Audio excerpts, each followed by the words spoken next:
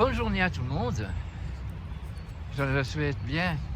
Et je pense aujourd'hui, devant cette problématique qui continue de confinement et de lockdown, que nous devons nous rendre compte en étudiant un peu comment ça se passe dans la famille des virus. D'abord, on ne peut pas commencer en disant que le virus est un criminel et que c'est lui qui déclare la guerre et qui arrive et qui rend le patient malade. Non, c'est pas comme ça. Tous les virus, les bactéries, les champignons, enfin tous ces êtres tout minuscules qui ont été créés par le génie de la création, se trouvent dans l'air transparent qui nous sépare. Et il est aussi transparent quand il fait noir, mais on ne le sait pas. Et donc, le contact de ce milieu de l'invisible, eh bien, il continue toujours et tout le temps. Et il dépasse toutes les frontières qu'on peut imaginer, puisqu'il va aller jusque dans l'espace. Même s'il n'y a pas de trou d'ozone, il arrive quand même dans l'espace. Et il fait le tour de l'immensité grande et de ce qui est tellement petit que vraiment c'est indiscutable. C'est donc ça, cette transparence totale où il n'y a même pas d'être créé, où l'énergie créatrice, l'énergie vitale créatrice fait son travail de communication, de rendant l'énergie partout possible. Vous voyez, donc c'est grandiose. Donc dans ce monde transparent, dans cet état transparent, nous avons des milliards d'éléments vivants ou de façon codée par un code génétique qui sont là en dormant, si vous voulez, qui attendent le moment où un être humain ou un animal, si c'est une maladie, virus pour animaux, démontre sa perte de vitalité, sa perte de santé, sa perte de fonctionnalité correcte de son système physiologique, et cet état d'intoxication qu'il a par exemple. Et pour chacune des déficiences de santé, il y a des virus ou des bactéries ou des champignons qui vont venir éveiller le malade pour qu'il fasse des anticorps, pour qu'il fasse sa fièvre, pour qu'il aille se confiner. Voilà. Donc vous comprenez que quand on est dans un grand nombre de personnes dans une pièce fermée à haute température, eh bien c'est insalubre quelque part. En plus il y a toutes les odeurs, on y fume peut-être, enfin, je ne sais pas. Tout ça va provoquer dans les voies respiratoires des conflits, des réactions, de rhume, de crachats. Et tout ça, c'est de nouveau un éveil, et le nombre de virus, il sera bien plus en grand nombre, et pourront contaminer aussi peut-être ceux qui sont encore en meilleure santé. Mais c'est ainsi qu'on doit savoir qu'on ne doit pas confiner ceux qui sont en bonne santé, mais que celui qui est malade, il se confine et il ne va pas à ces grands rassemblements dans des endroits où il fait très chaud. Hein, et en plus quand on est fermé. Le tout, c'est que maintenant nous confinons tout le monde. C'est en bonne santé. On ne prend pas autant l'air libre. On est vraiment en train de diminuer notre capacité physiologique et notre capacité de notre système immunitaire.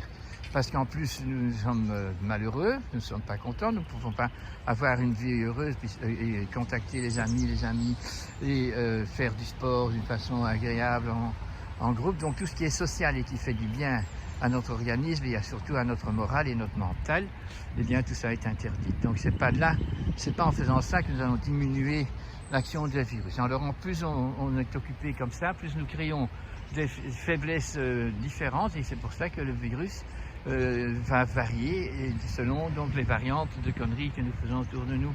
Et voilà, alors on peut encore confiner plus. Voilà, c'est toujours la même chose. Nous voyons chez les vétérinaires, quand on voit des écuries, eh bien depuis les dernières décades, nous voyons qu'il n'y a plus un cheval qui n'a pas une couverture. Et donc c'est absolument erroné. Si on sait que la couverture a été découverte pour diminuer la pachydermie du cheval afin qu'il puisse transpirer plus et faire encore des exploits dans le sport. Eh bien, ces gens qui font ça à ce niveau-là, eh bien, ils payent leur palefrenier qui, toutes les heures, doit aller voir si le cheval ne transpire pas trop, s'il n'a pas trop chaud en dessous de sa couverture, puisque la couverture couvre surtout les voies respiratoires, les poumons. Alors, il y a condensation, vous savez qu'il y a de l'eau dans l'air, et alors quand il fait froid dehors, et que cet air froid rentre dans le poumon qui a une température de 37-38 degrés, et s'il y a une couverture, ça peut même aller à 40 degrés, eh bien nous avons une plus grande condensation, des dépôts dans des zones où il doit y avoir de l'air, nous avons de l'eau, et donc c'est donc un moyen de pouvoir tousser plus, et alors quand on a toussé, eh bien on donne des antibiotiques, et puis on met une couverture en plus. Tandis que si les chevaux, on a compris que le cheval est tellement bien créé que bon, on le voit participer dans le monde entier. Vous avez les chevaux comme les chiens, comme nous, on peut aller habiter dans un igloo, on peut aller habiter dans une tente, on peut aller habiter à l'équateur. Donc partout, notre corps est capable de s'adapter positivement si au moins on respecte les normes, les conditions du terroir où on se trouve et que nous mangeons selon les qualités du terroir. Alors à chaque fois, nous avons une condition physique qui est étonnamment bonne et donc les maladies virales, bactériennes et de champignons sont moindres. Mais avec la globalisation, avec notre système planétaire où partout nous vendons les mêmes produits qui sont pleins de toxines, qui sont pleins de drogues, qui sont pleins de conservants, et bien qui sont même légalisés. Donc ça veut dire que c'est proposé. Quand on est dans l'agriculture, on y met des poisons qui sont donc légalisés. Et donc les gens d'aujourd'hui ne s'inquiètent pas puisque c'est les ministres qui ont décidé que ça peut être mis et les Monsanto peuvent aussi être mis. Et donc tout ce qui est artisanal, tout ce qui nous racole avec la santé, qui nous donne de la connaissance de comment l'art de vivre doit être, sont souvent interdites. L'artisan est sur le banc d'attente, il ne peut pas participer et la santé dégrade donc partout et les lois idiotes se font de plus en plus fortes parce qu'on veut continuer le commerce. Quelle joie de voir ces animaux, n'est-ce pas, heureux, et de voir comme le lait est très et tantôt se transformera en fromage.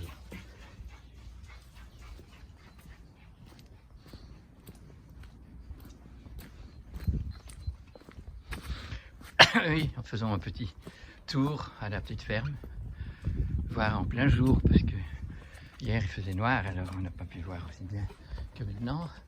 Et les poules qui sont dans les tables pour gratter les bouses. Alors je vais aller voir, parce que c'est une cri de joie aujourd'hui, puisque nous avons 2 agneaux qui sont nés.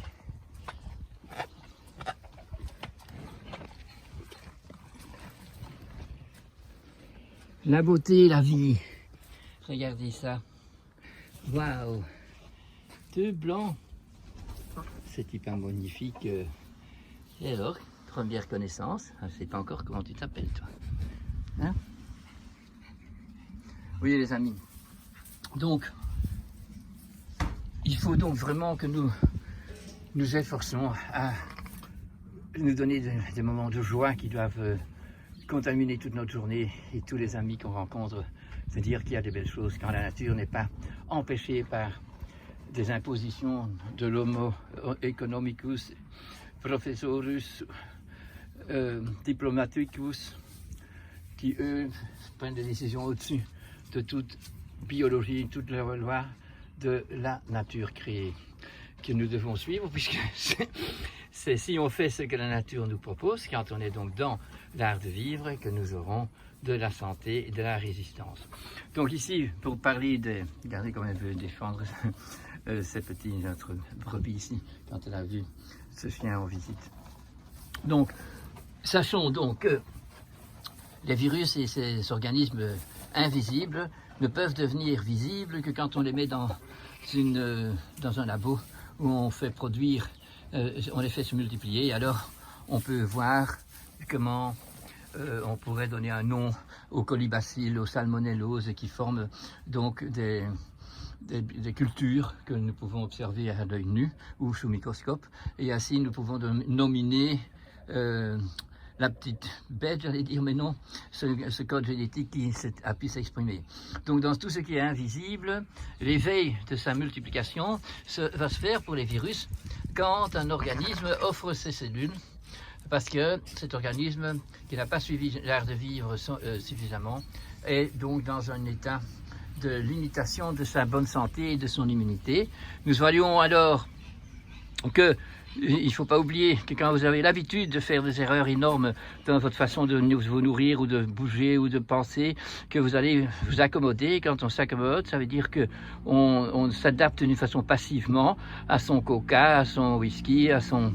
Mais ça encore, ça, le whisky, ça pourrait encore être bon si on connaît le mode d'emploi avec le copain, parce que et quand c'est pas donc dans le fait... Enfin, pour tout, il y a donc des choses alchimiques qui sont bonnes si on les emploie dans l'alchimie, et sinon qui vont aussi être trop chargées puisqu'on n'a pas employé comme il faut. Mais quand on est dans une saine manière de vivre, le jour où on exagère dans une ou autre chose, on a une maladie qu'on appelle physiologique, qui est une maladie de nettoyage du corps par une diarrhée, par un vomissement, par du cérumen dans les oreilles, par des pellicules dans les cheveux, par une transpiration qui est plus grande, et donc ça nous met un signal d'alarme, et hop, on va arrêter la connerie qu'on faisait, et donc on garde une immunité encore parfaite. Mais si nous sommes adaptés, donc que notre physiologie ne marche plus bien, eh bien nous avons certaines réactions aiguës de virus ou de bactéries ou de champignons qui n'ont plus l'occasion de s'exprimer parce que le corps entreprend une scissure biologique, on appelle ça, au lieu de mettre à l'extérieur tout ce qui est toxinique et tout ce qu'il faut partir, eh bien elle va l'induire à l'intérieur pour donner du confort à la personne qui exagère et qui continue à fumer et qui ne tousse pas quand elle fume, mais bien sûr quand elle va courir, elle toussera parce que la nature lui a donné un sursis de confort, mais le confort dans la négativité et pas le confort quand il faut faire de l'exercice physique parce qu'alors on n'est pas capable. Vous avez compris tout ce jeu-là. Donc il faut mieux avoir que le signal d'alarme qui s'appelle virus, bactérie ou champignon entre mes orteils soit là pour me dire écoute, tu manges pas assez de vitamine A, D, quand tu as du champignon, tu vas pas assez à la lumière, tu ne vois pas assez le soleil. Donc il y a des choses à faire pour aller bien.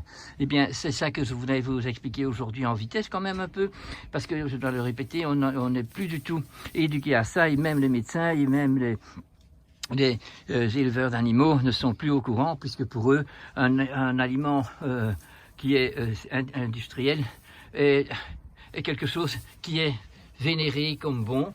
Et pourtant, c'est à cause de ça que nous avons le Covid qui vient s'implanter là. Et quand vous vous battez contre un virus qui, lui, ne vous attaque pas, mais que vous donc provoquez des variants dans votre atteinte avec des vaccins qui vont charrier toute la biologie naturelle, toute la physiologie naturelle, à ce moment-là, vous avez donc des variants parmi ces virus, puisque les virus sont des êtres tellement minuscules et tellement primitifs que eux, ils vont s'adapter, ils vont varier, on appelle ça muter, et l'animal ou la plante ou l'homme ou l'enfant qui reçoit ces vaccins ou qui reçoit des traitements pour soi-disant attaquer le virus ou la bactérie ou le champignon, eh bien, eux vont être intoxiqués de plus en plus, tandis que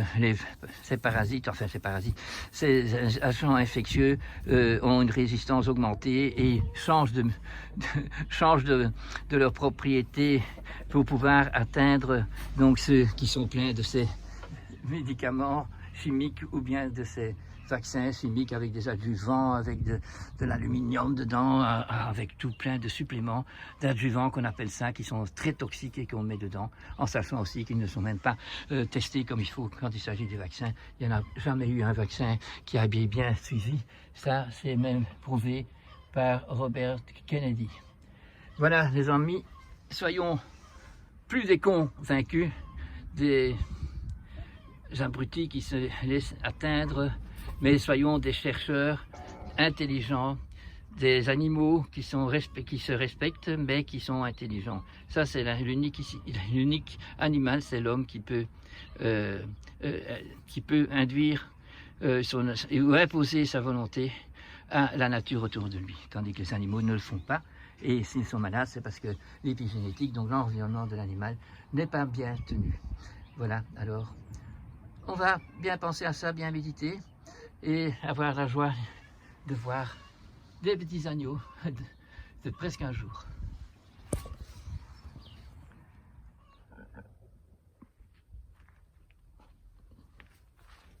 Revenons-en à nos moutons, à notre brebis et ses agneaux. Regardez-les dans le noir que j'éclaire avec mon flash. Voilà, nous étions là au niveau de l'intelligence des virus, des bactéries, des mycéliums, donc de tous ces agents qu'on dit contagieux ou infectieux, qui ont donc un code génétique. Les virus sont même pas encore vivants puisqu'ils sont un code génétique, c'est un petit tableau de code génétique qui attend l'occasion de pouvoir s'infiltrer dans une cellule, tandis que les autres, les bactéries et les champignons, pour ne parler que d'eux, ont un code génétique, mais aussi une membrane et souvent même un noyau dans la membrane avec tout plein de mitochondries et je ne sais tout quoi, qui sont tous codés par la nature pour faire des ouvrages bien précis et qui le font très bien, sauf s'il y en a une déviation de l'art de vivre. Alors chaque déviation de l'art de vivre va aussi provoquer donc la plupart des virus, des bactéries, des mycéliums sont donc réactifs à l'animal ou à l'homme qui a c'est une dérive de son art de vivre. Rien que déjà savoir que tout artificiel c'est faux, c'est une traîtrise à notre corps, au corps et à toute la création. C'est à nous de nous affilier aux lois de la nature, au conditionnement de la nature. Mais à chaque conditionnement, à chaque déviation, eh bien, il peut y avoir d'abord des réactions cellulaires de chaque organe, de certains organes avec un tropisme bien précis selon la déviation de l'art de vivre et selon que ce soit aigu pour la première fois, hein, un contact pour la première fois avec un poison, hein, que nous n'appelons pas poison puisque le coca est pour la plupart des gens pas un poison.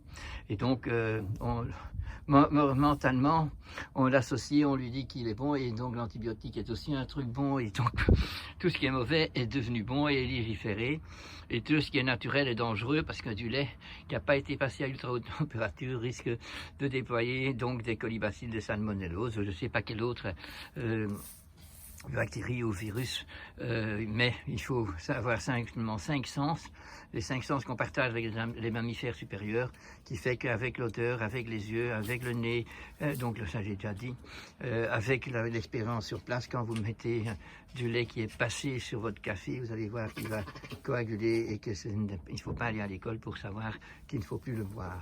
Donc je vous rappelle maintenant que pour toute déviation de l'art de vivre, il y aura des réactions physiologiques, des diarrhées, des vomissements, des gratouilles, des eczémas, et ainsi de suite, parce qu'on a dévié. Mais il y a en plus de ça, il y a aussi un éveil immunitaire, un éveil de réaction, parce qu'un virus a pénétré dans les cellules de ce patient qui a dérivé d'une certaine façon. Et pour chaque dérive, il y a des virus spécifiques, ou bien des bactéries spécifiques, ou bien des mycéliums spécifiques. Donc il y a toujours un cumul entre des réactions physiologiques, de home cleaning, de nettoyage de la maison, et que si on ne les a pas compris, au lieu d'avoir un nettoyage de la maison, nous allons avoir une pénétration, au lieu d'une extériorisation, une déviation qui pénètre dans le corps, et ça nous mène alors à des maladies débilitantes chroniques comme les cancers, les arthroses, les cirrhoses, les néphroses, enfin tout ce qui prouve qu'on a abusé avec un tropisme spécial d'un organe, et c'est cet organe-là qui, le premier, va donc donner la dérive qu'on a faite. Et bon, si vous mangez tous les jours des frites, eh bien, vous aurez à avoir un foie et vous risquez d'avoir une jaunisse et une cirrhose, tandis que si vous mangez beaucoup de sucre, ce sera plutôt le pancréas qui va foirer. Mais bon, entre ça se marie, tout se marie, et il y a donc toujours un signal d'alarme de maladie aiguë par virus, bactéries ou champignons qui vont nous dire, voilà, il y a quelque chose à faire. Et pour ceux qui sont intelligents et qui vont rechercher les vérités de la physiologie, eh bien on sait que voilà, votre régime est très important, et si vous continuez dans une dérive de votre art de vivre, ben vous aurez une maladie grave, puisque vous n'avez plus ces maladies aiguës qui s'extériorisent, qui se donnent de la fièvre, c'est mignon comme ça saute, et donc on n'apprend plus tout ça, ni à l'école vétérinaire, ni à l'école de médecins, ni chez les virologues, parce que ce qu'il y a, on décrit que chaque agent infectieux est une misère, est la cause de maladie, mais non, ils sont le résultat d'une maladie mentale, d'une aberration, donc une dérive du jugement. Et ici, alors, on peut comprendre ça comme ça, mais on change la dérive parce qu'on cherche alors à comprendre ce qui est vraiment l'art de vivre. Donc l'art de vivre, c'est jamais rien d'artificiel, jamais rien de pétrochimique, rien de matérialiste, tout est spirituel. Il y a donc dans cet air transparent la transcendance qui est là, qui continue à envoyer toujours ses messages. Nous avons donc à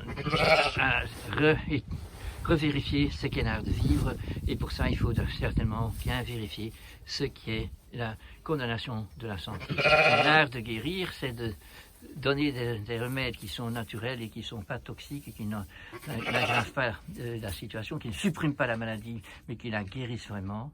Et ça, c'est l'art de guérir. Donc, vous avez, donc à chaque dérive, vous avez, par exemple, un virus qui a un code génétique, un tableau de code génétique qui vient spécifiquement pour telle ou telle dérive.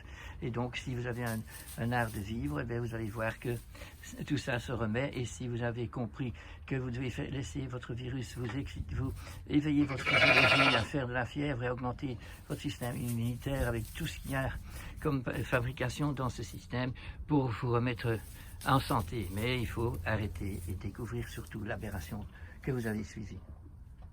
Voilà, de quoi avoir, c'est plus grave que l'algèbre, hein, cette science-là. Mais elle est plus simple, mais la simplicité est devenue si compliquée. Et voilà, nous allons aller à sa recherche.